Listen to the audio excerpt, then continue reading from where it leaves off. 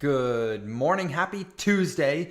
Decentralized science up 5.4% today as an overall category within crypto. Bitcoin today had a massive breakout. However, in the time that I woke up until the time that it is now at 12 p.m. Eastern Standard Time, it has fully retraced, turning what was a catastrophically amazing breakout into, well, a Doja Cat candle. So today we're going to go through, it just flipped green. We're going to go through a lot of decentralized science information as there has been an overwhelming amount of progress in the space that I don't think many people are fully aware of, as I completely understand that because we have hundreds of different organizations and different people in the space running around doing all sorts of different things. Part of my job to you and why you guys show up every single weekday, Monday through Friday, 12 p.m. Eastern Standard Time, to watch these lives is to get up to date on what's happening in the decentralized science marketplace. Now, as Bitcoin is looking like it is on its way for a massive breakout, hopefully finishing up October closer to all-time highs as we continue to hopefully, knock on wood, break out of this down channel that we've been in for the last 8 months. It's time to get ready, guys. It's time to get ready. There's a lot of bullish catalysts coming. The elections are almost here. The Bitcoin on exchanges is virtually at the lowest it's been in half of Bitcoin's existence. There is no supply. The demand has never been higher, and the flag is starting to break out. How's everyone doing though? We have a lot of people here already, so I'm excited. You guys are clearly excited as well. Good morning, Zach. Good morning, Just Chill. Good morning, Sepcola. Good morning, Dawn. Good morning, Truth. Truth, you're lacking here today. You are lacking. Zach beat you. It is all a competition.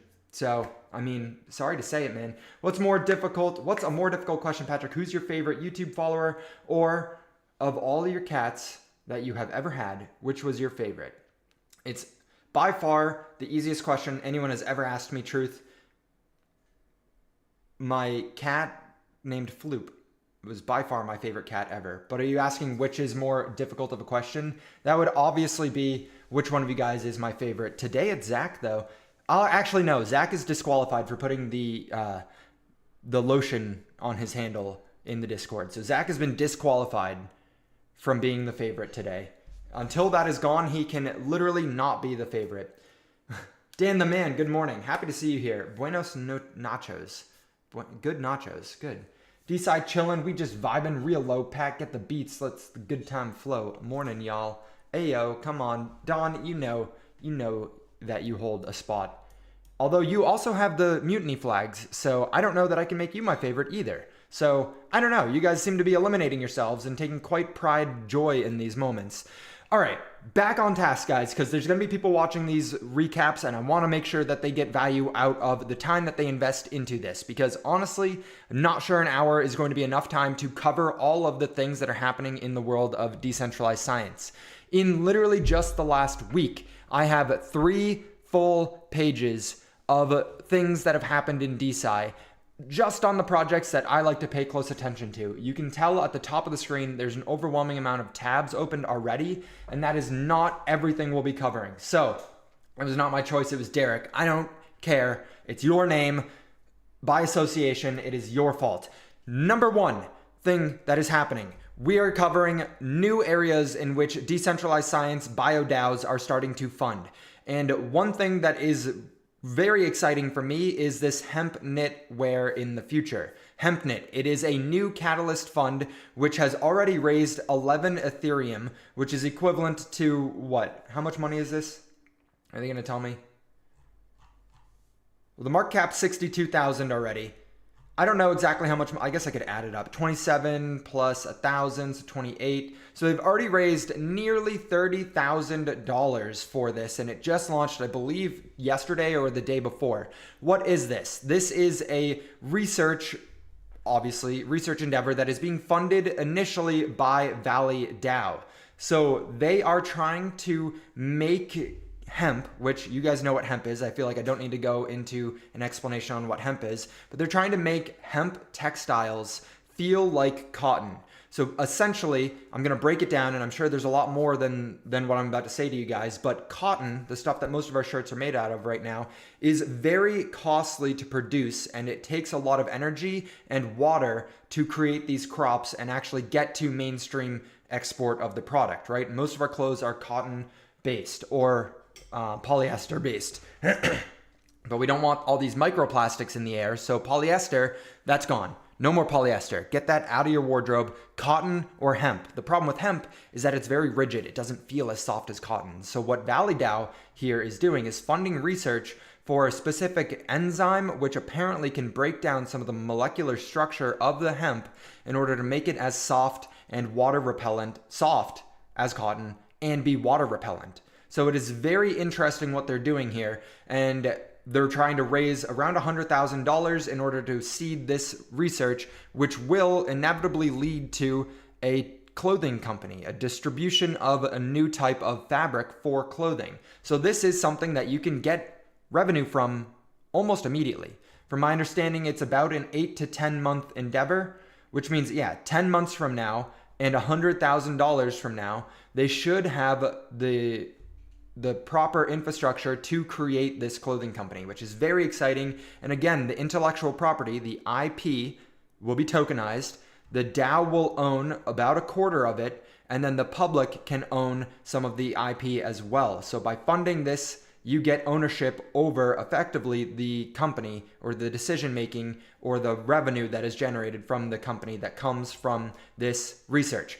Very cool. I like it because it's not just creating biopharma medicines. What do you guys think on this one?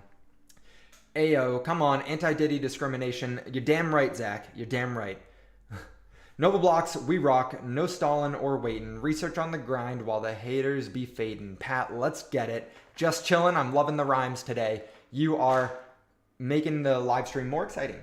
Poor carpenter blames his tools. Facts. Dan the man, facts. Noble interview this week. Yes, actually. So I can give an update on Noble since obviously you guys are very interested in Noble Blocks. I talked to Delroy. Yesterday I gave you guys a sneak peek of some of the updates to expect from Noble Blocks. Yesterday morning before the live stream, I had an interview with Shelly. Shelly is the person who's been going around interviewing all the researchers for Noble Blocks to kind of get them onboarded onto the platform and showcase the problems in the academic publishing landscape. So I'll be posting that interview. Today after the live stream, I will be posting the interview I did with Research Hub, although it's already on my YouTube channel.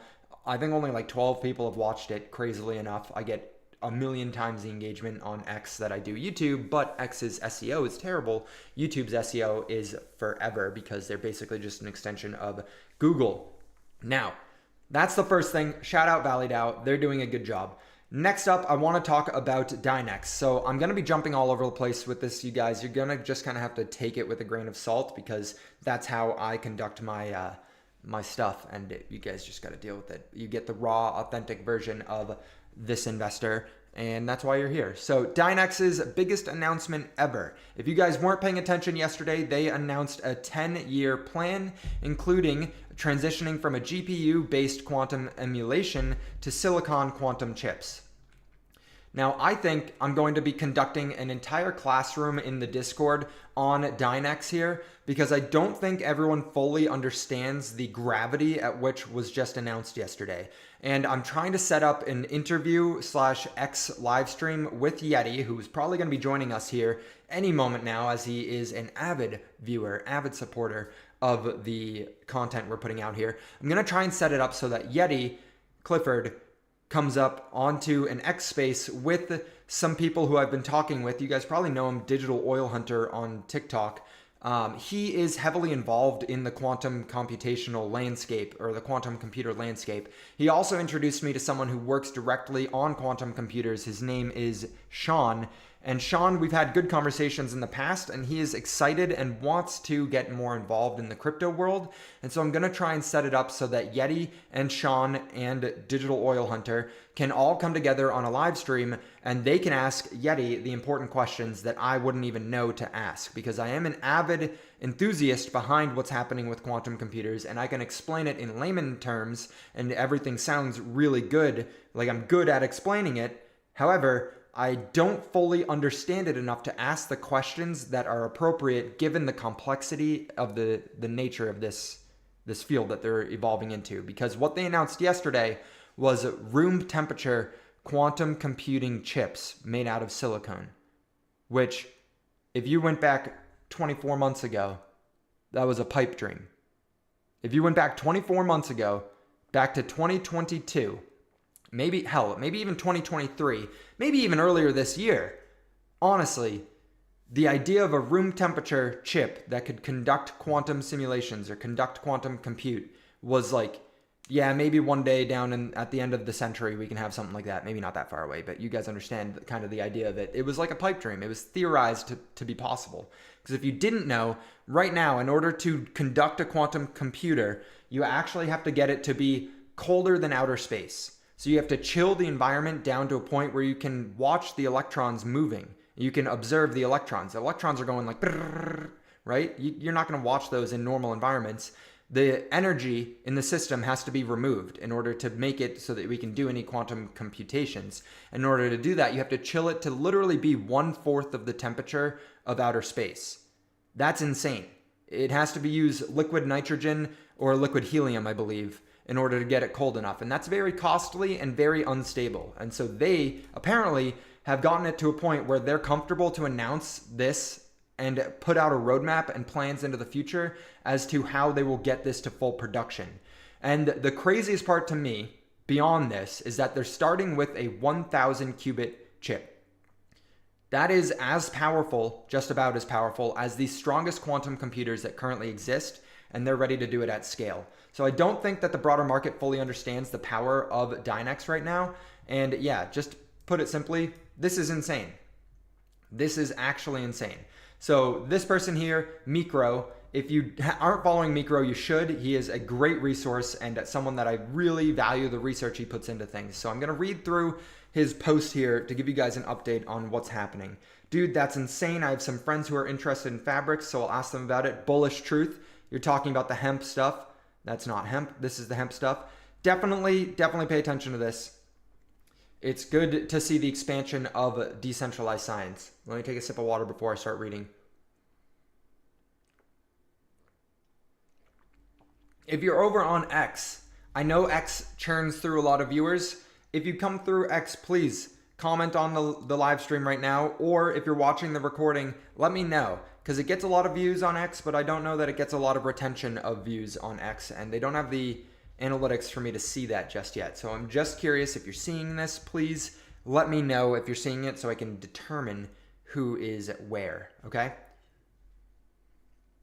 Still have a hard time wrapping my mind around how non-binary quantum processing functions and how that impacts software coding. Patrick, you are good at a lot of things. Thank you, Truth. I appreciate that. I actually genuinely appreciate that, Truth. So thank you for that positive reinforcement. Come on, Skynet. So give you guys just, well, I don't even know if it's worth right now because it's going to take a long time to explain it all. So I really do want to host a classroom in the Discord, going over as much as I possibly can. I will post the link to this in the chat right now, yeah. Because it's a complicated subject. Basically, traditional computers like what you're viewing this on right now, your phone or a desktop or a laptop, are really good at binary yes and no equations. They're really good at processing stuff, and they're good at things like this, watching live streams or giving you live feeds and stuff.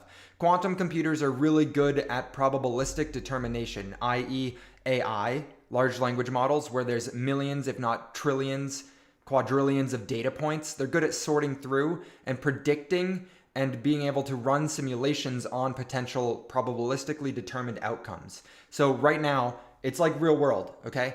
There's so many different data points. I could do anything I want right now. I have complete free will. If I want to make your guys' ears hurt, I could shake the mic violently. I could get in there and scream in it, but I'm not going to, but I could. And that is a probability. There is a chance in which I do that. Quantum computers allow to run multiple simulations like that at the same time. So you can, I mean, it's not actually at the same time, but it feels like the same time. And so you could run a bunch of different simulations and come up with potential outcomes for all those simulations. So it's not as if we got an update to the computer you're currently using. It's more, and this is not my analogy, I heard this from someone on YouTube. I forget the guy's name, but he's one of the biggest tech creators on YouTube.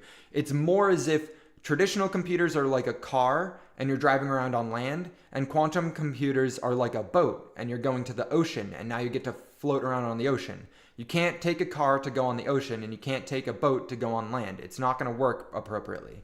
It's like a whole new frontier that we're unlocking, and Dynex is the world leader. And they have a coin and it's valued at 40 million.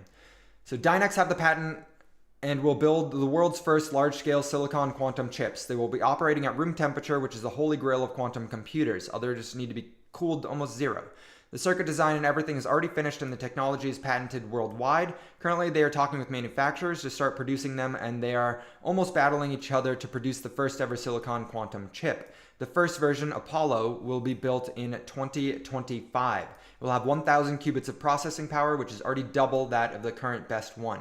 Over the years, and it's not a linear scale, it's a logarithmic scale. So doubling the qubits logarithmically is like orders of magnitude.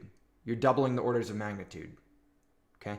Over the last years, they will scale it to 1 million qubits, the number that is currently people can dream of. So as they scale to 1 million qubits, everything we currently see for encryption will break, and they will need to update into the quantum world. Dynex appears to be the force that is pushing everything into the quantum realm of literally everything. New economic model is also being updated for Dynex. Currently, the market cap of Dynex does not accurately reflect the company's progress and adoption, mostly because of most of the revenue goes to the miners' hands, 70%. This will stop on October 31st with the new model rolling out. This model was designed by experts from Goldman Sachs and will make sure Dynex accurately represents Dynex. The value of DNX accurately represents Dynex. Basically, the only metric that counts moving forward will be the computing jobs. And as you guys are fully aware, let me just pull up Dynex's computing jobs right now. This is the number of jobs. So it has been low-key between 50 to 100% month over month growth. It looks like October is going to be a slow month.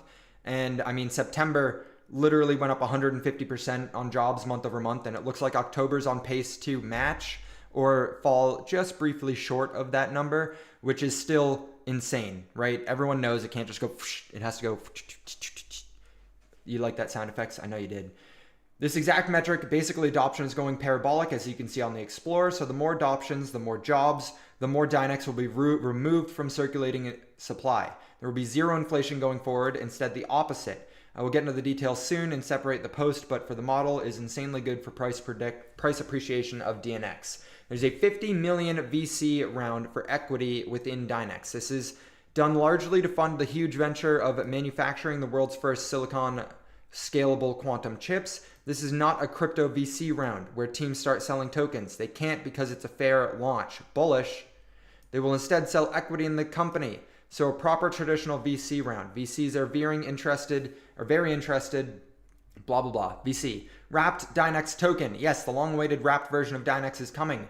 Precisely on October 21st, the bridge will go live. Listing on Uniswap will happen. That unlocks an overwhelming amount of access to the token. Wrapped Dynex, so that people can actually start trading it. Because right now you have to go to L Bank or the new centralized exchange that they allowed for listing in the United States. I just walked through the entire process with Amanda to buy some Dynex because this is disgustingly undervalued, and I think Dynex is going to $10 billion in market cap plus. My personal opinion, not financial advice. I'm not a personalized financial advisor. Nothing that I say in this live stream or any live stream or any content should be taken as financial advice, as I am simply a dude who sits in an office staring at 3 monitors talking about cryptocurrency. I do not have any regulations, and I do not know your personal financial situation. I think that's a good enough disclaimer, but hopefully it covers my ass. The audit for the bridge was done by Halborn and Yeti Audits. Bullish on Yeti. Quantum LLM. Oh my God, if it wasn't bullish enough. They are creating a large language model, which is what is the backbone to all artificial intelligence. They're creating a quantum LLM, which means quantum AIs can start running soon. Dynex has been working on the world's first quantum LLM, a revolution in itself. This alone would have been something that I would have lost my mind over. I know I'm spending a lot of time on Dynex, but it's worth the time. I told you this live stream is probably going to be more than an hour. This marks the beginning of an evolution quantum app ecosystem around Dynex. The first quantum app created based on the QLLM will be a quantum code generator. So they are allowing for coders to start creating applications. All possible apps can be developed for the QLLM. Dynex is only responsible for the algorithm behind it, similar low-key to BitTensor. This is giving me BitTensor vibes right now. If you know, you know. Once live, every prompt and response for each of these apps, like the code generators, will trigger a job. Holy shit. Oh my god, I did not know that. Oh my god, holy crap. So every time, if somebody creates a ChatGPT on the Quantum LLM, every time somebody asks it a question, it will trigger as a job. And they're re-engineering the tokenomics of the token to be valued more closely linked to the number of jobs. So the more people use these quantum LLMs, the more value will be supposedly given to the Dynex token. Holy fuck. ChatGPT, but better. Instant responses. No thinking time. That's the key here. There will be virtually no wait because of how these quantum computers function. Oh my god. Oh my god. I saw some people say this is a joke and no one is working on this. Well, yes, this is literally the first of its kind. Then it will go live and it will become a proper academic paper, like basically everything Dynex releases. So they'll be posting the academia behind it. Dynex is open source. If you guys aren't familiar with it, they incentivize people to come and actually run the code on their own computers and double check it. They're not faking anything. It's open source, so you can come, and they encourage people to come and mimic the entire network and run it for yourself to verify. Don't trust, verify. Okay, I gotta calm down a little bit. Tier 1 listings. Everyone always asks for them, so Dynex has taken a small VC round with Victus Capital. I have not looked into Victus Capital. This is the first time I'm reading this, guys, so I just pulled up as much as I could to chat with you guys about it. List of our exchanges and launch pads. So this looks like a VC, which is partnered up with a bunch of tier 1 exchanges. OKX, Gate.io, KuCoin, Bitfinex, Bybit, Bitmart, Houdini, MEXC, Gitcoin, Binance, BitGet, and Upbit. Why is everyone Bit? So it looks like they're taking it serious. They're raising money to go get listed on as many centralized exchanges as possible so that people can start trading it and getting into it. The call in the Discord was crazy because most projects, it was almost too crazy for me because most projects are not allowed to talk about the token. You're not allowed to talk about valuations. You're not allowed to talk about a lot of these things because it's a regulatory risk. And they were like, yeah, I mean, we want to make the investors happy. We want the price to go up, guys. Like, what can we say? We're trying to do all these things to help the investors and the tech enthusiasts who are also investors. This is not about the money, but about connections, blah, blah, blah. There's no public date yet for listings, but it's not going to be a problem. It'll be in the future, except for Binance don't expect Binance by tomorrow, obviously. Like every other project, they have to work up their way the ladder. They do, however, have a listing on an exchange I had never heard of, but it was one that I had Amanda do. She purchased on it. So let me go pull it up for you guys because I'm sure you guys are going to be curious about it. It's on LBank and I bought on LBank, but there's virtually no liquidity on LBank for it. And so you have to put limit orders in and just kind of wait. And it's really annoying to go through with it. And so let me see, because I know that they just got a listing.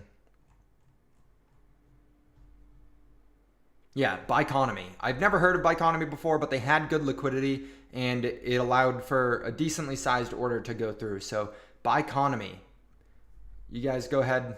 Yes, it is, Zach. Damn, Zach, you're ahead of it. I know I'm not reading the chat right now, but I will. I'll come back to it. This is just like, I'm on a roll right now. The enthusiasm is here.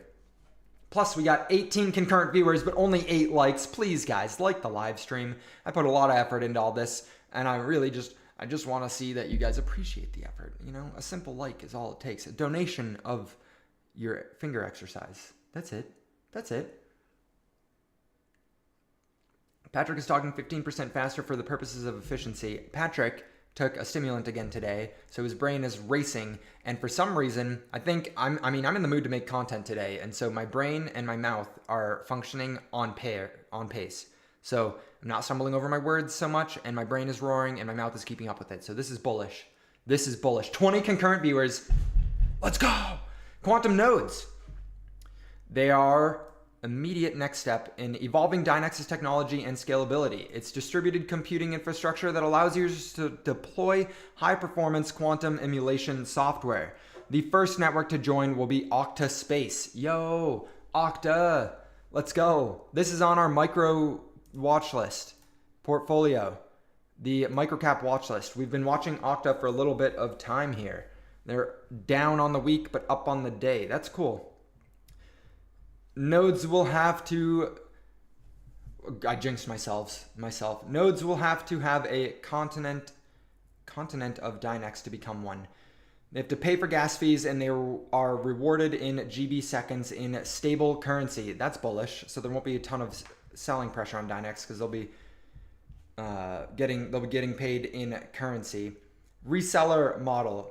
Another way Dynex will increase adoption is through its reseller model. Essentially, Dynex allows other projects to offer quantum computing powered by Dynex as a service to their customers. The first reseller will be Nuco Cloud. I've not heard of that one. We'll go ahead and hit that follow, just like you guys should be doing. Hit that follow. And AWS submission. Yes, the long-awaited final submission of Dynex into the AWS web store will happening until November 15th. So soon you will be able to purchase quantum computing as a service powered by Dynex straight through Amazon. That's crazy. Hyperloop in Italia. You already saw the Hyperloop founder praising Dynex and its technology, but now the papers have been signed. Dynex will officially power the first ever Hyperloop construction currently happening in Veneto, Italy. Elon Musk liked this tweet. That's crazy. I don't know if he just said that or like whatever. New market maker. This is another insanely bullish thing if you are a holder because the right trading environment is crucial for price appreciation. In that sense, Dynex spares no expenses and hired this guy. I don't know what that is. One of the top 3 market makers for dedicated market making for Dynex. That's bullish.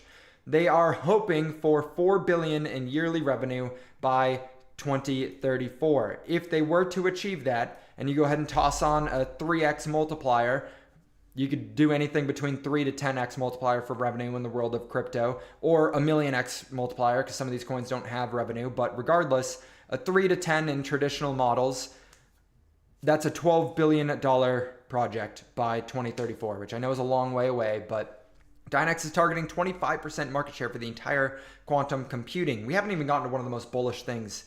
There's just so many updates in the thing from yesterday. So Dynex is targeting 25% market share for the entire quantum computing market, and Dynex will be a household name in quantum computing. If this happens as planned, that means $4 billion yearly revenue by 2034. Holy shit. Their silicon quantum chips are literally a worldwide revolution. Nobody has done this before in a large scale, and manufacturers are fighting over the right to produce it. It's low-key like NVIDIA, but for quantum computing, if you think about it like that. They're doing what NVIDIA does for traditional compute, but for quantum compute, and they're the leader. $10 this bull run is FUD, honestly, LOL. The other thing, he didn't talk about it. That's surprising, because they talked about it for quite some time. They're doing buybacks. They're going to do some buybacks. Their treasury doesn't really have any tokens. So Dynex, the company, is doing buybacks. Not immediately, but they will be going onto the open market and purchasing some Dynex tokens. The intent is, yes, to use those tokens if they ever get into a pickle. However, that is more of a long-term vision. They were talking like 5 to 10 years from now if they need it, and economic positions put them in a spot where they have to. They have no plans on using the treasuries right now. They just want to accumulate the treasury before the token goes crazy. So, bullish on Dynex. I feel like you guys kind of understand my excitement for it now. Let's see, there are a lot of things you guys talked about. Ones and zeros compared to being both states at once. Yes, correct, Dan. That is how quantum compute works. It is 1, 0, or both 1, 1 at the same time, or both 0, 0 at the same time. So instead of 2 options, in their binary code for normal computers, there are 4 options per qubit. So per bit, you get 2 options. Per qubit, you get 4 options. Hence the logarithmic scaling and not the linear scaling. It's crazy. Can Yeti do a Q&A? They did one yesterday. Would a quantum computer remember what Mandy's favorite color is? Without a doubt, in my mind, it would. Hello, all in Dynex. LOL, not really, don't. Dynex the next Tau. Low-key, Mitko. I have not seen you here before, but low-key, Dynex looking like potentially the next Tau. Is there marketing push as well? I think Micro here is on their marketing payroll. I don't really know. I don't think they talked about the marketing push for it. Low-key, the billionaires and the customers are doing the marketing for them. Overly bullish, for sure. No thinking time is how I function day to day. RIP. Biconomy is the U.S. exchange name. Yes. L-Bank never has liquidity. RIP. Where's Dynex headquarters for legal purposes? I don't actually know. That's a good question. Looks like Biconomy looks like KuCoin. Have you used L-Bank, Derek? Hello, Zaj. Welcome. I bought Espio. What's Espio? VXV. With the bridge with Dynex in the future, if you buy on Biconomy, would you be able to bridge my token to wrapped Dynex? It's a good question. I imagine yes. So basically, if you use any of the centralized exchanges to purchase Dynex, do not hold it on those exchanges. If we did not learn anything from last bull run, it is that you cannot trust any of the exchanges because it's not actually yours. You're just borrowing it from them. It's like an IOU where they own the Dynex. You just have an IOU to redeem the Dynex whenever you want. Purchase it, redeem it, put it in your wallet. You have to go to Dynex's website and actually install one of their wallets, but that's well worth it.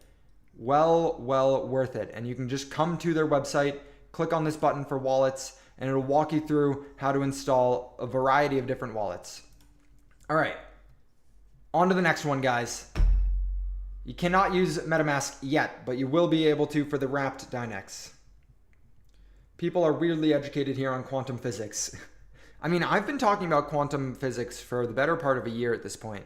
I went nuts thinking when AI took off with ChatGPT, I started going crazy looking for quantum because I figured quantum would be next for AI. I'm generally too early to these types of things. And so, yeah, take that with a grain of salt. It's very possible that quantum doesn't have its ChatGPT moment until next cycle. So it could be at the end of the decade that we have some crazy upward momentum for stuff like this. But this is revolutionary. This is way faster than I think anyone in the world was expecting. Now, again, we will be jumping on to the next subject because it's already been 35 minutes. I'm going to crack my next energy drink. Don't judge me. But not a sponsored post here. But we will also be supporting The Rock here today. This is the last one I have. Not sponsored, but it should be. Reach out, The Rock. So I know there's some hard feelings with Cryo. I understand that, but they've had some pretty cool updates recently, and I just want to share them with you guys a little bit because it shows progression in the whole bio protocol ecosystem. Now, they have 4 projects they're working on right now. The 2 that are interesting to me is this one right here, a live birth from a vitrified and replanted whole ovaries in a large mammal. So they are taking and they're freezing, I believe, a hamster. I don't know why they did a sheep. I believe it's a hamster.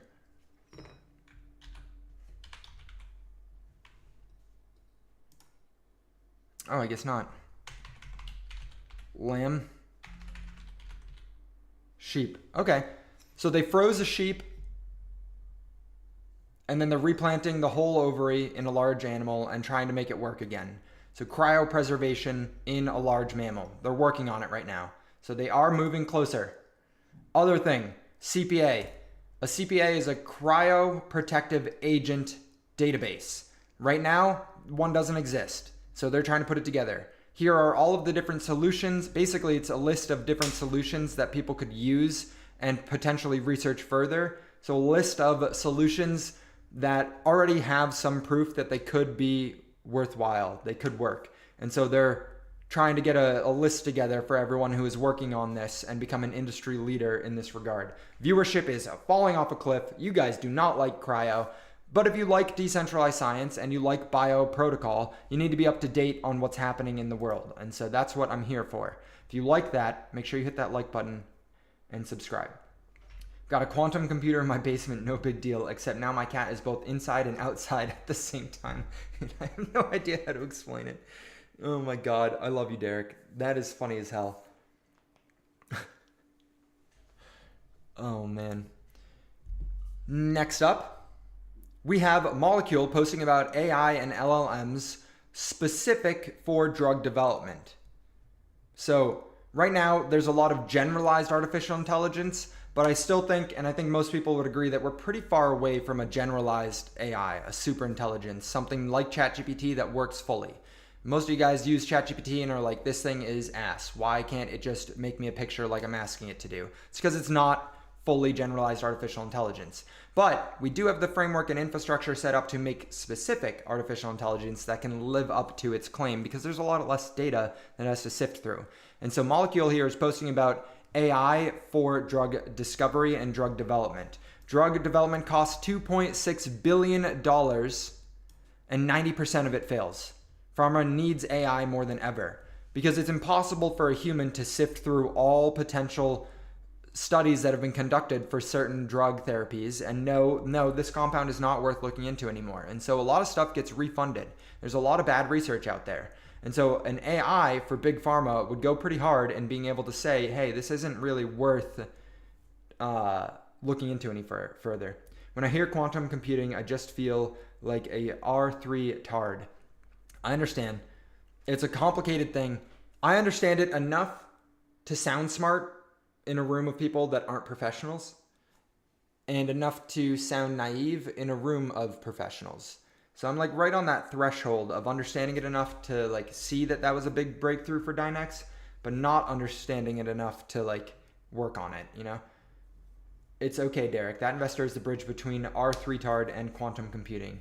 Bullish, MK. You're damn right. If you guys want to just focus entirely on me explaining quantum computing here as best as I can, I'm more than happy to do that with you guys. It will be from a stance of what I just explained a second ago. I think it's worth doing a classroom on in the Discord. So let me ask you guys. I'll do a poll. Not a Q&A, a poll.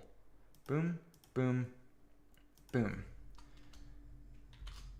When to explain quantum computers. Here, RN.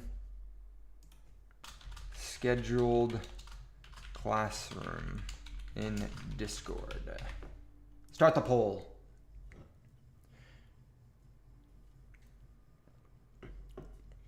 Okay, so yeah, basically Molecule is saying we need this. Somebody build it, please. OpenAI is building with Moderna and Sanofi, which are two of the biggest competitors to Pfizer. These are two massive companies. When I did my work as a genetic analyst, I worked with both of these clients and more. AstraZeneca partnering with Benevolent AI. Tia, building digital twins with Roche and Merck. Both, again, big competitors to Pfizer. Same with AstraZeneca. So they're all trying to do this, but there's siloed approaches, miss the potential of decentralized collaborative science. So somebody needs to come together and do it open source so that it's not just proprietary information. Someone will do it open source, and any proprietary AI is low-key going to be pushed to the side. It's not the model that everything is moving forward with. Open source AI is the way forward. Let's start with AI for drug discovery. Identify patterns in vast data sets, predict drug target interactions, prioritize promising lead compounds, design effective clinical trials, and identify new uses of existing drugs. If you didn't know, a lot of like antidepressants, a lot of weight loss therapy drugs, a lot of, those two are the major drug categories. So a lot of those drugs were never intended for their initial purposes. They for example, you give someone an anti-SAD pill and then they start losing weight and people are like, wait, this isn't good. This is like a mid anti-SAD pill, but it's a really good weight loss pill. So let's repackage it as a weight loss pill. Or for example, what we're seeing with Ozempic. Ozempic is really good for fat loss, but it's also really good for diabetes control. So they're able to repackage it for a new purpose and get more uses out of the same drug. And so an artificial intelligence would be really good at discerning through all of that kind of data. And hey, I mean, let's build the AI on top of Dynex molecule. Let's start conversing with Dynex, get a quantum AI to do it. A ton of questions are still on the table. Who ultimately owns and benefits from the IP? Hopefully everyone through tokenization of the IP. How do we fund diverse approaches? Won't we need more access to data? Will the industry become more collaborative or siloed? That's what DeSci is here for. With decentralized science, the future of AI drug discovery will be collaborative and open, community funded, transparent, accelerated, capital efficient, but we have to start somewhere. Molecule is tackling some of the biggest bottlenecks in drug development with novel funding mechanisms, decentralized IP, BioDAOs for collaborative research. I feel like I'm not live on X. I just got a little ADHD moment, so I'm gonna go here. Okay, I am live. All right, cool. It's a big movement, and it's a big potential accomplishment for whoever who is actually going to hit that accomplishment. And so then they go on to continue to talk about drug development in some of their BioDAOs. And VitaDAO had a pretty big breakthrough not that long ago from Art and Bio. So this is ticker VitaFast, I believe. No, Vita RNA, with the tokenization of the Art and Bio IP NFT, has raised $300,000 for gene therapy. So it's just more and more proof that things are moving forward in the world of decentralized science, because the biggest pushback I get with DeSci is that they don't actually have anything happening, and that's wrong, objectively. Don't worry, we all are. And then a bunch of laughing emojis. You guys are smart. It's okay.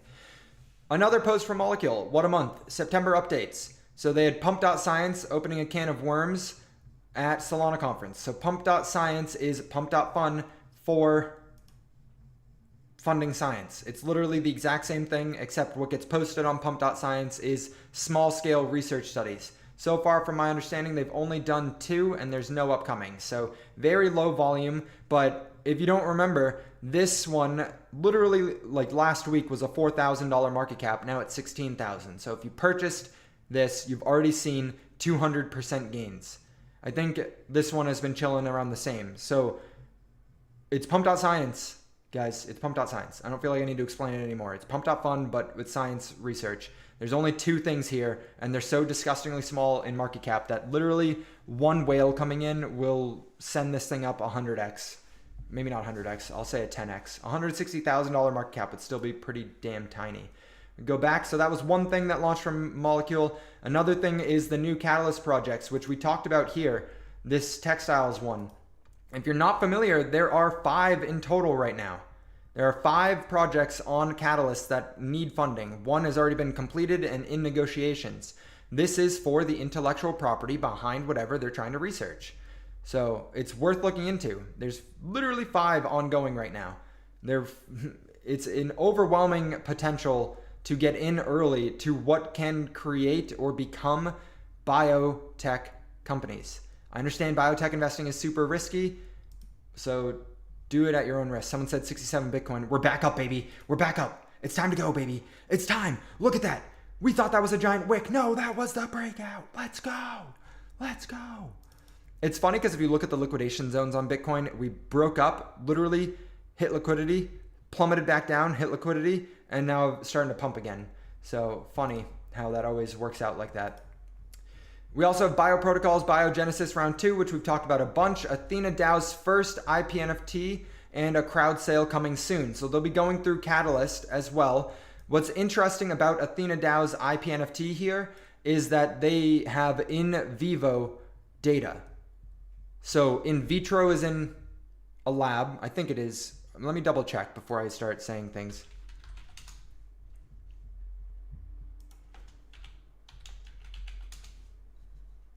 Vivo means research done in living organisms, while vitro means research done in a laboratory or a test tube. So most of the research that we're seeing funded right now is all in vitro. They have the first from any DeSci company to do in vivo. So that is super, super bullish for Athena DAO. They're also doing a month-long event over in San Francisco to promote Athena DAO and just educate people on fertility. A16Z joined DeSci with Amino Chain. A16Z is the investment firm that what's his name is a part of, founded it. I don't know, a prolific investor. I don't remember his name off the top of my head, so I apologize. Andreas Horowitz. So a big investor. Big investor. So it's just recognition, guys. It's just recognition.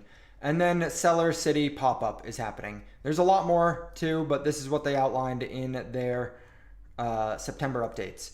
Going on, did you survive your Jupiter trade? I'm still in it, yeah. It's going pretty good actually today. The Jupiter trade is actually going good. I did not get liquidated at 69 cents, and in fact, we are back up to my initial purchase price with it. So I had a terrible entry, I held through it, and now we're back up, so I'm break even. Patrick, full port into Cyclix and send us back to $1. I can do that, but Noble's gonna go to 0 if I do that. If I full port into Cyclix, I gotta take it from somewhere. You want that? You actually want that? I can do it. I can open a poll and we can see. I'm just kidding. Let's end this poll. Most of you guys voted for the classroom, so we'll be conducting a classroom to talk about quantum computing. No, Zach, no. Upload your 23andMe data or your MyHeritage or your Ancestry.com data to the world's fastest growing user-owned genomic database and earn genome with genomes.io. So if you're unaware with the drama that's been happening with 23andMe, they're on the verge of bankruptcy, and they're basically saying we're going to keep all of the genetic information. And so you can download it and upload it to Genomes DAO. If you've done any of the genetic sequencing kits, go to the website, download your data, upload it to Genomes DAO, and you'll earn some genome. They're only doing that through the end of this month. So you have 2 weeks left through the end of October. After that, the reward incentive to earn some genome by providing data will go away. So this is the number of queries that they've been experiencing. It is on an exponential increase, which is in part due to this. And it allows for all of these, updating and uploading your genetic information to Genomes DAO allows for them to launch health reports, right? So they analyze as much data as is allowed. They pay you to be part of these reports, and then they launch them. And it allows for a redirection of funds and research so that people can actually know what areas they can have an impact on. So a lot of projects expect to partner with Genomes DAO in the not too distant future, especially stuff like Poseidon DAO. They're going to benefit a lot from the amount of data that Genomes DAO has access to. And I am going to facilitate that partnership if it is the death of me. I'm in contact with Aldo, not on a regular basis, but I've done that interview with him, and I'm an advisor for Poseidon DAO. So I'm going to try my best to make this partnership happen, because Poseidon DAO is genetic-based medicine, so personalized medicine, and Genomes DAO has the data to enable that. Then there's an article from Genomes DAO just saying like, hey, come give us your data, please. Stop giving your DNA data away for free, and come put it on genomes.io. And then another one. And then another one. And then another molecule update. Let me take another sip.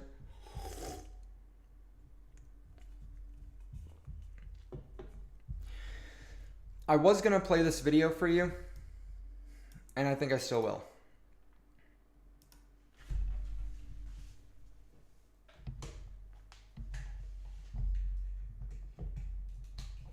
Put my headphones on, baby. Put these on like a little psychopath.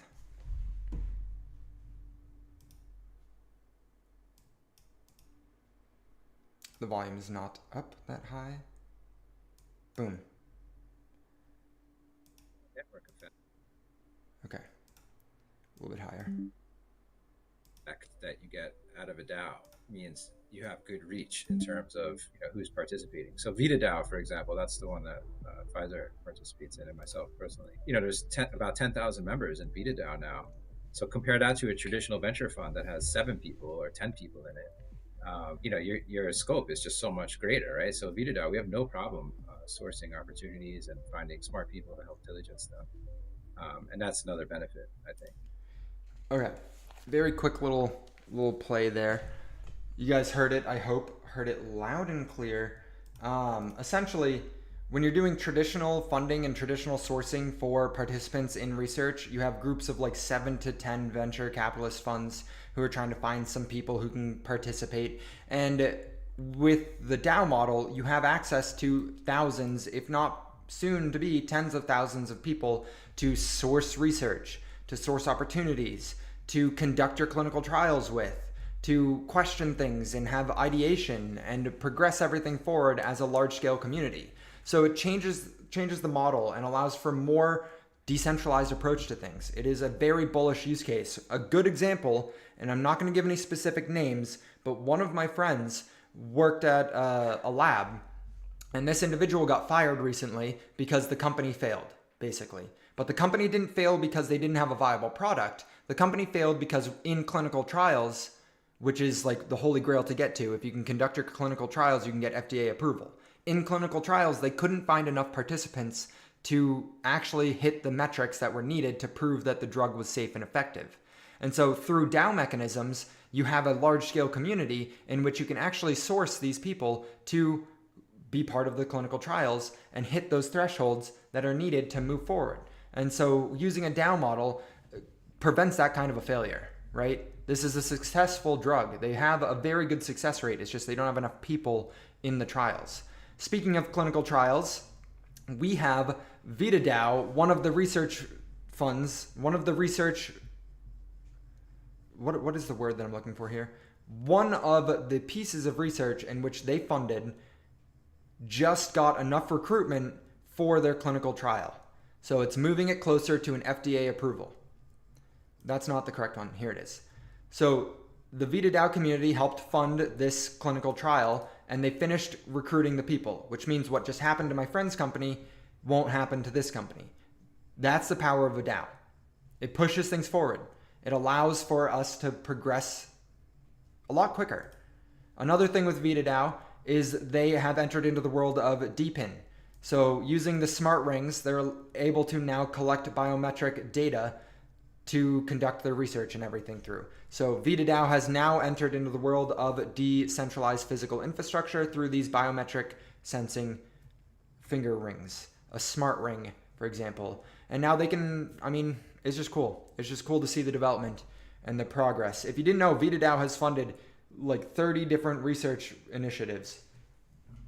Sorry, I got a burp. So that's incredibly bullish and good just to see the progress of everything. Okay, we're coming into the end of the pieces of information I wanted to share with you. I have, again, a whole 3-page list of articles, so I can keep going if you want to, but I will have to take a bathroom break because I do have to mic trade. So less than 24 hours to go until the WellShare token presale phase 3. It will be happening tomorrow at 5 p.m. CET. It will be the final presale, open for 30 minutes. I just wanted to bring everyone's attention to this to make sure that you guys, if you want to participate, haven't participated, know that it is a small window to actually join and participate. So 453 views, 15 likes. They posted it 2 hours ago. It's there. It is there. WellShare is focused on diabetes, by the way. WellShare is focused on diabetes. It is not a DAO, but they have developed an application for people to conduct a more citizen science approach for diabetes medication and everything. Axon has an AMA in 4 minutes. Well, I think I will join that AMA and listen, and we can listen and talk together if you want. Poseidon DAO, they had their contract audited. So the token, the DeSci token, has now been audited, which means they can start moving forward in the legal realm and actually begin preparations for the presale, which comes at a perfect time because Bitcoin is breaking out, baby. Bitcoin is breaking out. And if we can get some presale activity and some TGEs as Bitcoin breaks to the upside, that is increasingly bullish for the overall space. As you guys know, Axon did so well because Bitcoin was doing really well. And just to give Zach a little bit of hopium and excitement, we have Cyclix here up to a $9.7 million market cap, sitting at 66.6 cents per coin. A little bit of an angel number there. Although it's down a little bit. Never mind. That's just where my cursor went. 24-hour, 7.01%. Now that's CoinRock at 130. Did they change it to 130? It's about time for Patrick to go pee. You're damn right. And I would play a YouTube video, but I will get demonetized if I play that YouTube video. Oh wait, I can just play one of Patrick's YouTube, or one of those investors' YouTube videos. One of the best YouTube channels out there. Crazy good that this person. The content is like no other. He's got 1.94k subscribers, which is pretty crazy. I'm gonna go ahead and click on this. I'm going to mute my mic. Well, I'll mute it after I get the video actually up and running, because there we go. Let's go ahead and skip that. A lot of times when the researchers and academics are talking, everything is just going over everyone's head. And considering the nature of the DeSci or open science, it's important to get as much collaboration and involvement as possible. So I'm really curious, like how long have you been working for Research Hub Foundation? Oh, I think I officially really started in this role. I started, I think, 1 year and 4 months ago, like 1.5 years ago. And I got involved a little bit earlier, I think in the beginning of that year. So it's like 2 years, but then I was really just low key helping here and there. I just like joined the Discord and did a few things. But it has been on my radar for a longer time. So I always wanted to really work for Research Hub, because to me, the DeSci thought kind of came to me naturally when I learned about Bitcoin. And I was like, oh, wow, they take out the middleman in banking.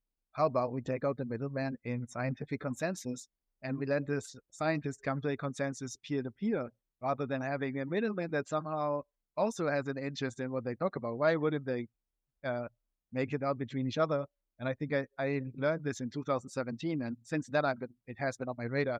Eventually, I talked about this idea with some friends, and they said, why do you just want to make one journal? It should be like a Reddit of science. I was like, yeah, you're right.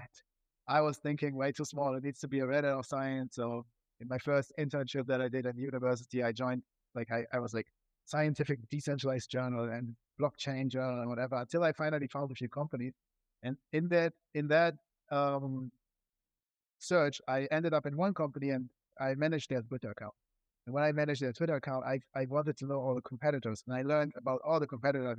I learned about DeFi, I learned about Molecule, I learned about Research Hub, and I looked at Research Hub's product, and I was like, wait, this looks like a Reddit for science. I want to work for them. And I was kind of already a bit unsatisfied with the company that I was then with at the time. And I really wanted to work for Research Hub. And that kind of led me down. Like you could say, since then, I have been working towards working for Research Hub, even though I didn't actually work for them literally. I was kind of hoping that eventually I could get into this position where I can help this company. And now I'm there, and I'm super happy about it. Yeah, that's awesome. You didn't quite know where the universe was taking you, but you just had faith that if you continued doing what interested you and what you thought brought the most value, you'd end up here. I think it's cool that most people who aren't developers in crypto or blockchain have a similar story, where it's like you just got really interested in the project, then you started helping on their social media, and then next thing you know, you kept diving deeper and deeper, and now you have landed yourself an official role here at Research Hub Foundation. How was that? Was that appropriate for everyone? Did you guys enjoy the 1.5-minute introduction of Jonathan over from Research Hub? I posted this video at 2 a.m, so I understand that not a lot of people have gotten the time to see it or have acknowledged the Discord notification indicating that it was in fact live, but there you go. There you go. I also was thinking about something in the bathroom for a moment, but are you guys noticing an improvement in the audio quality with the microphone? Because I changed out the microphone arm, and I think that improved a lot of the echo and reverb that was happening. But I'm curious if you guys have noticed a difference in it and if it actually improved anything. I ordered also one of those shock absorbers for the microphone. And so, like, hopefully that improves the quality of the live streams. Where is it? Whatever. One of those things that the microphone sits in so that it absorbs the shock and reverb even more. Hopefully that improved the quality of the audio, because I know that's like low-key the most important part when you're watching stuff, is to have it as crystal clear audio as possible. So yeah, what do you guys want to chat about? What should we talk about now? What other projects are you guys interested in hearing some updates on? I have, again, the list of things over the last week to my right here on my monitor over here. We can talk about molecule updates, bioprotocol, data lake, genomes DAO, WellShare, Vita DAO, Athena DAO, Research Hub, DeSci World, Cerebrum DAO, Cryo DAO, Valley DAO, Axon DAO, Psi DAO, Biohacker DAO, Poseidon DAO, Preprints, Noble Blocks.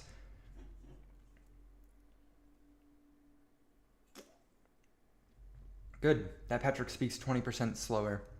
Well, I hate that. I hate listening to slow videos.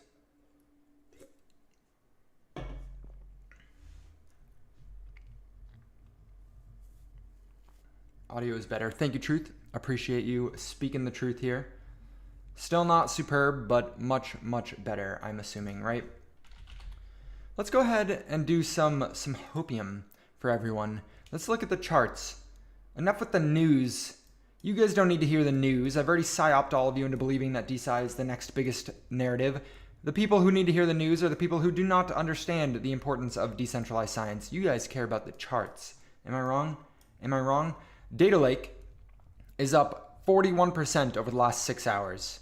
24% over the last 24 hours. Data Lake is pumping with this breakout on Bitcoin. Bitcoin is still looking like it's continuing that upward momentum at $67,000 on the dot right now. Data Lake all the way up at half of a penny, sitting up there right next to Noble Blocks actually, only Noble Blocks is smaller than Data Lake. Noble Blocks, Data Lake's a $6.4 million market cap, Noble Blocks is a $2.1 million market cap, but the token price is roughly the same. So very interesting. I'm curious to see how this progresses. Low key, we should expect Noble Blocks to be able to increase at a faster clip than Data Lake. For your Twitter DeSci projections, what 3 are you most confident in? That is a good question. Good question. I prefer you talk about Well just because the pre-sale that I haven't gotten into yet. Yeah, I'll talk about Well. I would be more than happy to talk about WellShare. Let me scroll to my predictions. These are 10 that I'm paying good attention to. I think for my top 3 conviction calls here,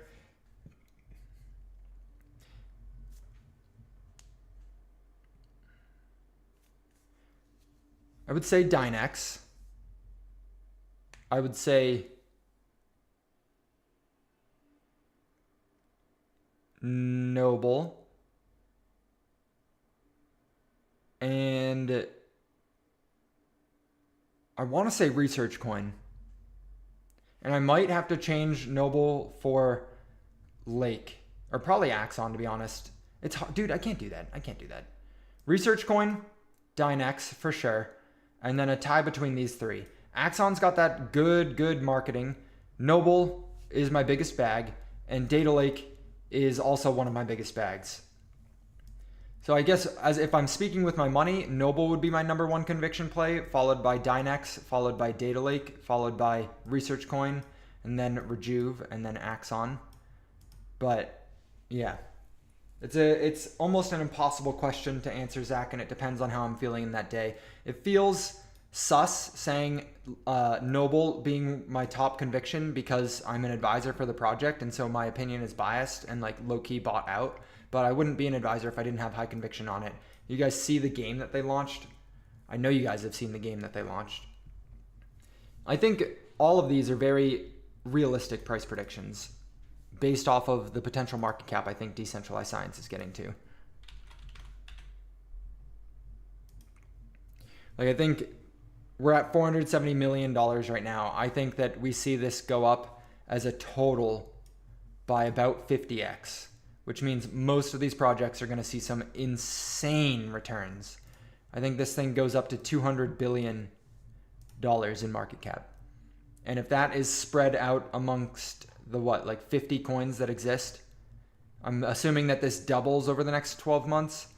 If we see $200 billion spread out among 50 different projects, we're looking at several of these projects being worth $1 billion plus. So I don't think my price predictions are that unrealistic. As far as OL Share Health, let's go take a quick little look at their platform here. So they are not a DAO. Their token is for the platform that they have created for diabetes. So I guess we can go skim through kind of their white paper if you guys want. What? Why Axon? Why is Axon in my top ones? If those prices even get close to hitting, we are all going to be very happy. I completely agree. We all walk out of here with our own private yachts. But we're here for the tech, boys. We're here for the tech. Token utility. Well is an ERC20 token. Key utilities of the Well token. Why Axon? Because I think that they have really good market fit. I think most people know of Axon, and they have a lot of KOLs shilling it like crazy. So I think Axon does pretty well. Well, speaking of Well has a good marketing team. There's a lot of people that are going to be talking about Well post-launch. I don't like that they botted their stuff, and I'm not accusing them of doing it. I'm simply saying that it happened. So they might have gotten into some of the environment on X in which bots start going rampant, and that's probably what ended up happening. I think they're smart enough to know not to bot their stuff. I think that they just fell victim to the bots, because sometimes it just happens, dude. I've been attacked so many times for no reason. So, but you don't get metrics like what they are experiencing. And I love the team. They're very smart and bright people. You don't go from like 2,000 followers to 94,000 followers in like 3 weeks and then post something 2 hours ago and get 15 likes. That's not what happens. Sorry, guys. But regardless, I think that they'll do pretty well. And they're coming out at a $10 million valuation, I believe. So the Well token utility, leaderboard rewards. Earn in-app rewards points by submitting the daily questionnaire and by referring your friends. Become one of the top point collectors. Get you a spot in the leaderboard. Leaderboard champions who additionally hold Well tokens are eligible for a special surprise, likely more Well tokens. Access to the app premium features. App premium features will include faster payout in your app reward points, as well as personalized health offers on the WellShare Health platform, including discounted products and services from our partners such as CGM devices for blood glucose measurement and international health insurance services. That's pretty crazy that they got that. International health insurance services is actually insane. Token-gated access to a B2B platform for pharma, medtech, and medical AI enterprise customers. So they're going to force businesses who want to get connected to their ecosystem to hold some of the token. Since we've worked with pharma ourselves, we understand that the B2B customers initially who won't be proactively buying and holding tokens directly through the tech, they will be abstracted into the back end. So there'll probably be a lot of OTC deals, which is basically just burning and locking up tokens. Additional utility will be unlocked later. As far as the tokenomics, there is a limited supply of 2.5 billion Well tokens. Here's the initial breakdown for everyone who is intrigued by the WellShare Health pre-sale and the tokenomics associated with. The initial market cap again is 10 million, at which they're raising at. And the founders of the team will receive 0 TGE, 0 tokens, at the generation event and are subject to a 6-month cliff with a 2-year vesting. So there will be no unlocks for the team for the first 6 months, and there will just be 2 years of vesting for the team. So not a lot of dilution right in the beginning, but then a lot of dilution through the bear market. So as an investor standpoint, looking at this, be careful holding it through the bear market. I think it can do really well leading into it, but that 24-month vesting period is going to be through the bear market. So they'll be getting unlocks, and if they choose to sell it, it's going to add to the bear market pressure. Advisors are receiving 0% TGE and are subject to a 3-month cliff with 24-month vesting. So the advisors are front-running the team with this cliff. 0% TGE is super bullish though, guys. 4% of the token supply is allocated for the private pre-sale at a price of 0.2 of a penny. Private pre-sale participants receive 10% at TGE and a 3-month cliff followed by 24-month vesting. So the same as advisors. However, they do get 10% of those tokens at TGE, meaning if you want to experience taking out your initial investment, you're going to have a 10x or a 1000% increase for this 10% TGE to cover your initial investment. So private pre-sale at 0.2 of a penny. You need to see Well Share Health at 2 cents in order to have that 10% TGE encompass your initial investment into it. Phase 1 will be at 0.4 of a penny. Phase 2 will be at 0.5 of a penny, and phase 3 will be at 0.6 of a penny. So increment stair-stepping of the price at which people will be getting into. And that's pretty crazy to see, because the phase 3 price at 0.6 of a penny means that you need to see 6 cents in order to see it. But it also means that the private pre-sale people are almost at that break even with just 10% of their investment. So that's pretty cool. Private pre-sale participants receive 20% at TGE and are subject to a 1-month cliff and 6-month vesting. So 6-month vesting is really not that bad. The 24-month vesting is pretty crazy for the private people, but the public people, you get 20% TGE, which means you only need to see this go up by 5x, which would put it at what, 3 cents? And then you got how to buy well. I'm sure you guys are interested in the roadmap. We've been building this project relentlessly for 2 years already and have a functioning app currently in closed beta and real patients using the solution. Soon we will be opening our app for everyone to benefit from. So it's kind of like diabetes to earn here. That was funny, I'm sorry. So this is the roadmap very briefly for you guys. So they've been working for quite some time. Q2, Q3 of 2024, launching the closed beta special features mobile app. They already did. And the close the token pre-sale phase 1. Q4 of 2024, which we have recently entered, they're launching the B2B portal for clinical trials and recruiting services, and they're initiating diabetes research projects. So that's cool. That's good to see. And of course, the team. You got Jock, you got Murad, we got Renato, we got Werner, Svea, Hannah, Stefan. Yeah. Stefan is also over at Molecule, so that's cool.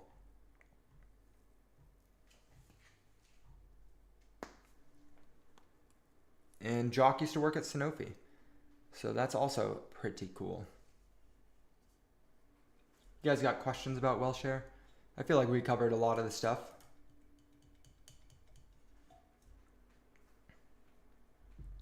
Let's see. Is there anything else I really wanted to make a point in highlighting? I think the Data Lake announcement here I wanted to bring up. So Data Lake is trying to recruit people to build on top of their L3. It'll be very interesting to see what happens with the first project that launches on top of Data Lake's L3. Very interesting. Who here jumped into the WellShare presale?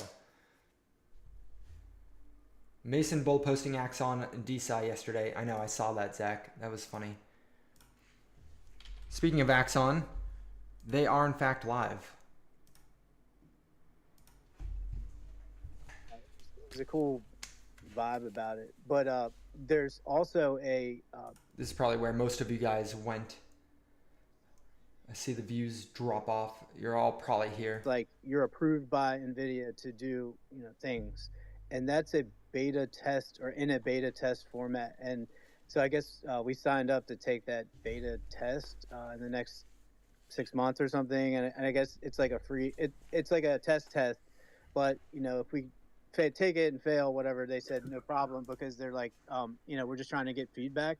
But we're at that stage. This is how early it all is here with this. So for me, it was pretty eye opening. But learning the Jupyter, infrastructure, user environment, and Python and the whole 9 yards, and you were just running the GPUs and how to parse the data, and for yeah, all right. Screw that. Don't really care what they're saying right now. Look at this. WellShare is on Altcoin Daily right now. 2 hours ago. That's crazy. That is crazy. Wellshare just got on Altcoin Daily. I'm going to watch this and try and digest all of the information that's here. Let's see what the comments are looking like. ICP is better. A++. Best ratings from Germany. Thumbs up. ArcBlock partnership with SpaceX and Starlinks. Up, guys. First, sounds like a knockoff of Lavita AI. What is Lavita AI?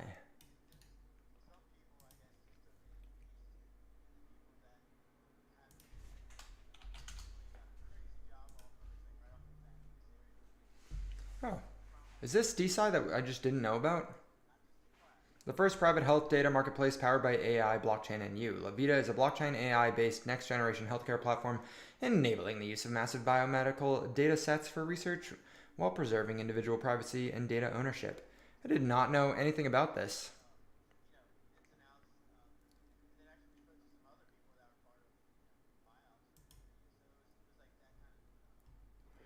Powered by the Theta subchain, and that would be why I have not heard anything about it. So, yeah. It is a Theta chain coin. I am immediately not that interested in it. Sorry. Anyone heard of this before? Can you look at Bitcoin on the shorter time frame? Absolutely. This is the 1 minute chart. So we're sitting at $66,722. It is literally bouncing off of the support line that we had drawn for the entire 8-month period that we've been in this channel. I do need to close this quietly. Sorry, Axon. I don't actually care to hear you guys bold posting about NVIDIA. So this is on the 1 minute time frame. I like to look at Bitcoin usually around the 1 hour time frame. I feel like it gives a more in-depth look and view as to what's happening in the market while still looking at somewhat of that macro environment, because I'm not looking to scalp things.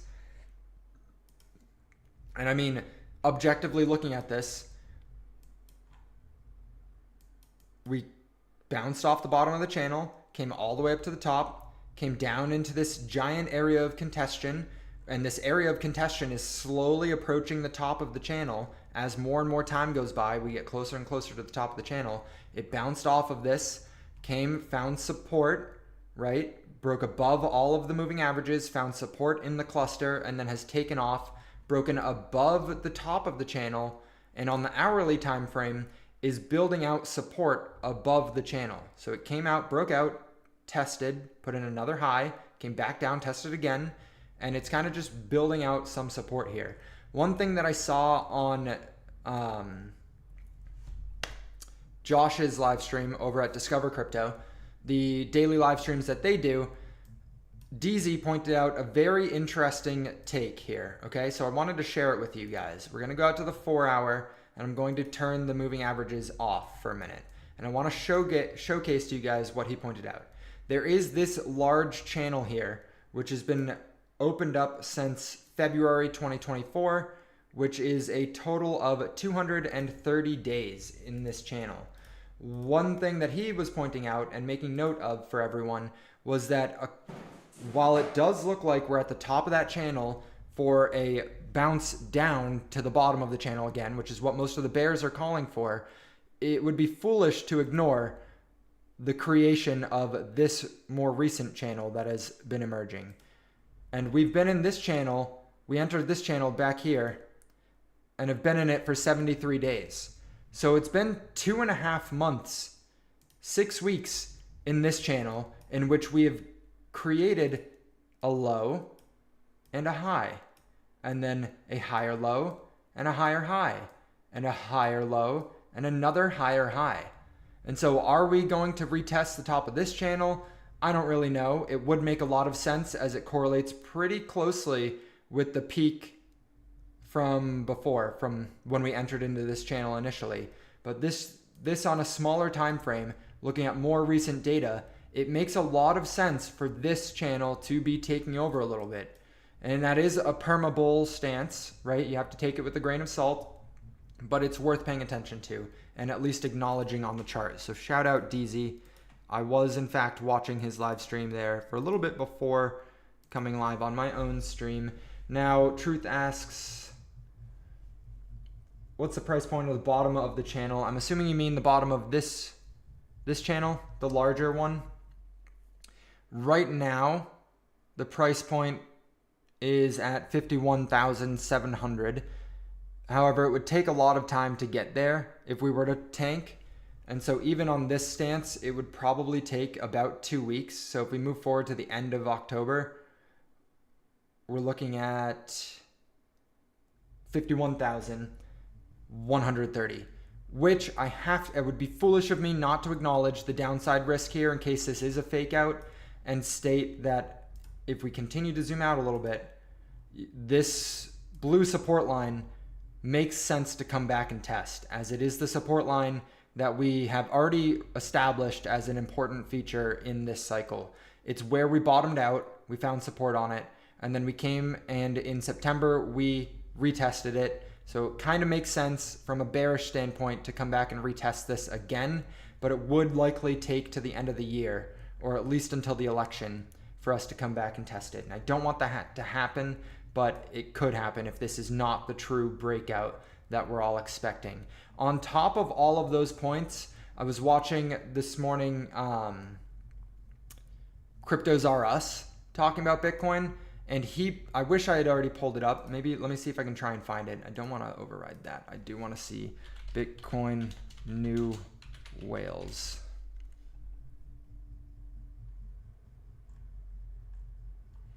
He was talking about the Bitcoin that is currently on exchanges, which is minuscule. There's almost no Bitcoin on exchanges. And then the short-term holder whales has been skyrocketing lately.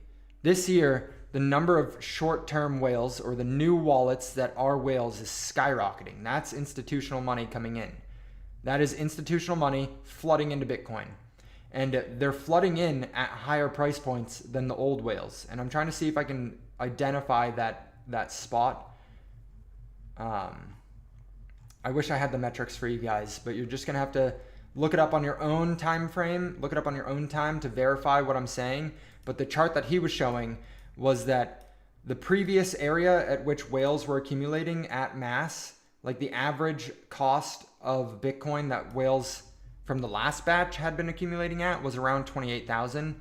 And now the new whales have been accumulating heavily with an average cost of 62,000. And so the last time whales were accumulating like this was right before the breakout of a sideways channel that we had been in for like 6 months. So pretty crazy, pretty bullish. Smart money is accumulating Bitcoin like madmen. What's the top of that channel? The top of the channel right now is 65,000. So 65,500. So we are currently above the top of the channel. Hopefully we maintain above the top of the channel, because then it's off to the races.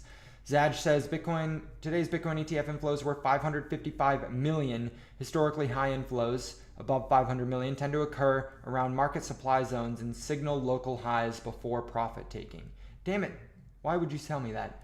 Conversely, high outflows, $300 million and above, act as a bearish signal. The last 3 times we've had plus $500 million of inflows were September 27th. Let's go look. This is good data. Thank you for this. September 27th, so at the peak here. Why are they buying at the top? Damn retail-orientated people. September 27th, July 22nd, so I'm assuming back here. RIP. Right around another local top, and June 4th. I'm just going to guess it's right here. Yep. So great. Thanks for the bearish bullish news, Zaj. Appreciate it. The hell, dude. We'll see. Pay close attention. The weekly close is what is going to matter for the long-term trend on Bitcoin, in my opinion. If we can get a weekly close above the trend line here, we'll have broken out. And I'll feel very confident. Maybe the following week we have a little bit of red to retest, and then off to the races. And I think we go see by the end of the year, my price prediction is right around here. I'm going to put this little circle here. End of the year, I think if we do break out here, that we are going to the low to mid $90,000. I've been live for an hour and a half. So I'm going to wrap it up by saying your time is your most valuable asset. Hopefully you guys thought this was worth the investment into. And yeah, maintain bullishness. Final thing, I promise. Please help me brainstorm who to raid for Thursday. It's Tuesday, so we got to start thinking about it and got to start joining their groups. I'll be in the Discord talking with you guys and the Telegram group trying to decide who to raid. So please, please, please partake and give me some thoughts on different creators who you follow. Different creators that you follow. You, sir, have a good community. Yes, it is beautiful, Truth. I appreciate it.